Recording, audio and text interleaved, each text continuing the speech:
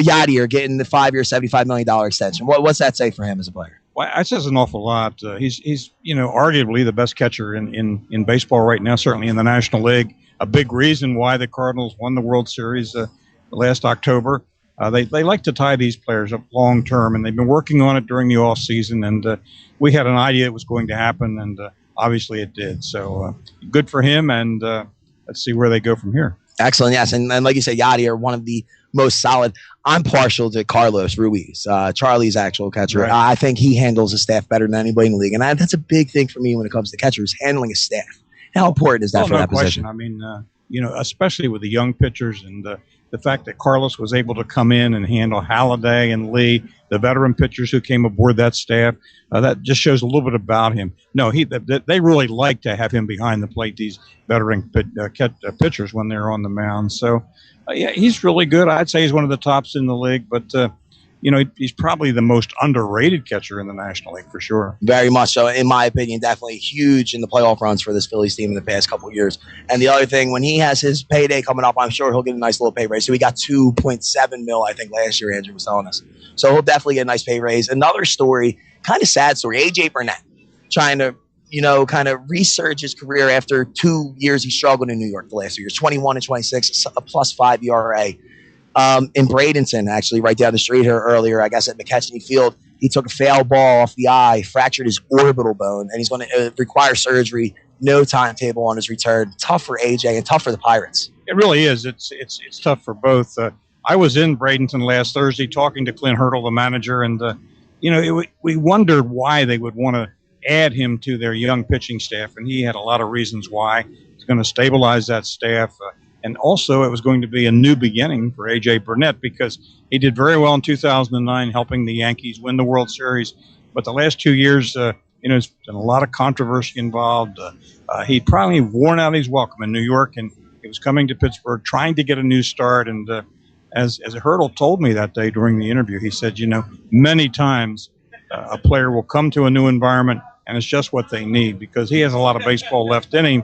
And I think that's what he was counting on. So this is obviously a big setback for AJ and also for the Pirates because they were counting on him being a big force in that starting rotation. Yes, and the thing is for AJ, pitching in New York, you get a tough route there. It's tough with the media, and the thing is pitching in that new stadium with that jet stream that goes out to right center. Even CC, one of the best in the game, seems to struggle there sometimes. It's hard for a guy for that to be his home stadium. Not many of the Yankees pitchers had success last year, really, you could say. It really is. I mean, there's so much scrutiny. I mean, everything is under the magnifying glass, so to speak. So much media attention, and some players handle it very well, and it seems like it mushrooms. Sometimes something can happen, one incident, and then it just kind of, increases and increases and swells until you have a situation like you had with him. Okay, well, the Yankees also have a priority to cut payroll to $189 million sometime in the near future. So let's see what they do with the extra. They're going to cut the pocket change, right? I guess so. So anyway, everybody's favorite villains, the Yankees. We love them. But anyway, now the MLB union, they're talking with MLB and the union, getting closer to a 10-team playoff. Now, right now we're at the 8. We were talking about adding 1 more. Now they're thinking about adding 2 more to make it 10. Well, today was supposed to be the day. I mean, March 1st was supposed to be the deadline when the union and the owners announced whether or not they were going to be able to do it in 2012. What happened when they got the new basic agreement, the new collective bargaining agreement, they agreed to do it by 2013, add this second wild card team. But they have been working on it, and the commissioner, Bud Selig, said he would like to put it in 2012. But, the big problem is the schedule. How can they squeeze that extra round, that extra wild card round into the postseason and not extend the postseason into November, which most everybody is opposed to? So that's what they've been working on, trying to get this done. It's interesting.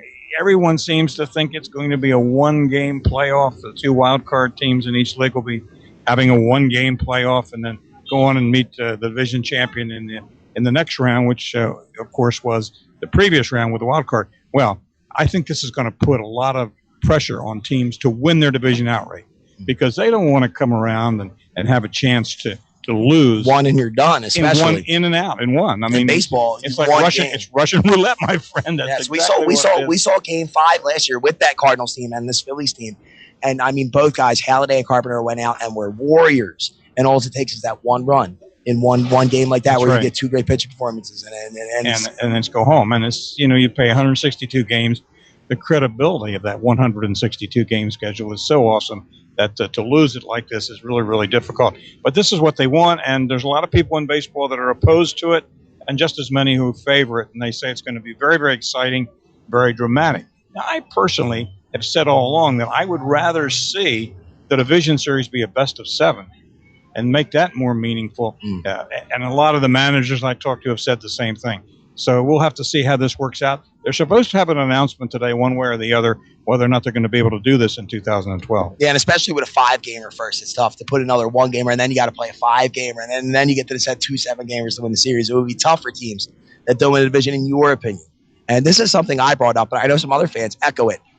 Adding that one playoff team cheapens it. It's going to take away the great 162 day 162 of the season like we had this past year, where we had Evan Longoria go and walk off right here at the Trop seconds after the Orioles beat the Red Sox to put the Tampa Bay Rays into the playoffs, and then you had the Phillies beating the Braves and the Cardinals taking care of business to get in. It was just such a great night. It's going to take away from that, will it? It really will, I think, in some ways. We don't have enough time to talk about the baseball purist that I am and the problems that I've had over the years. I thought that when they started interleague play that this was going to be a huge disaster because, for one thing, the teams, they used to go on the field for the World Series. It was the first time the American League team played the National League champion, but now then they have the interleague play. So that turned out to be successful. I was wrong there. I thought the wild card was wrong. But all of these things have really turned out to be quite successful. When you look back on some of the races in September, last few years, without the wild card, they would have been over in a hurry. So that's kept it alive. It's created interest.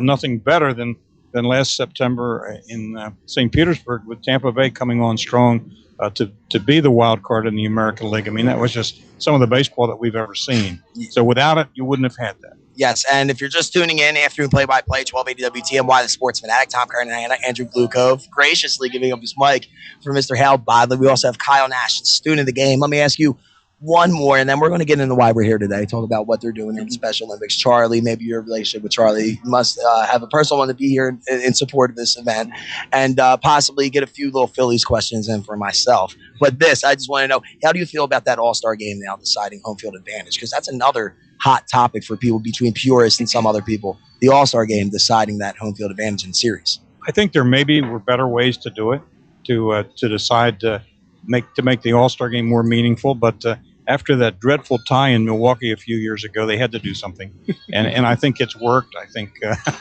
he laughs, and I agree with him wholeheartedly. It's like, well, whatever.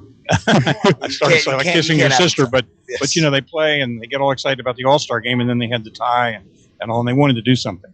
It's big for television. Fox loves it. The fact that the game is more meaningful and that type of thing, and I guess it does help things an awful lot. But we've talked an awful lot about the home field advantage for the World Series. Other ways that it could be decided, maybe by the best record in the division, or maybe the best record against the opponent. All kinds of ways. Send your two biggest. If it was Phillies, Yankees, just send Howard and Teixeira out there, have a home run derby. Get it 10 pitches. Whoever wins the home run derby, they get the. But anyway, it works. It works now, and you really can't, disagree with it.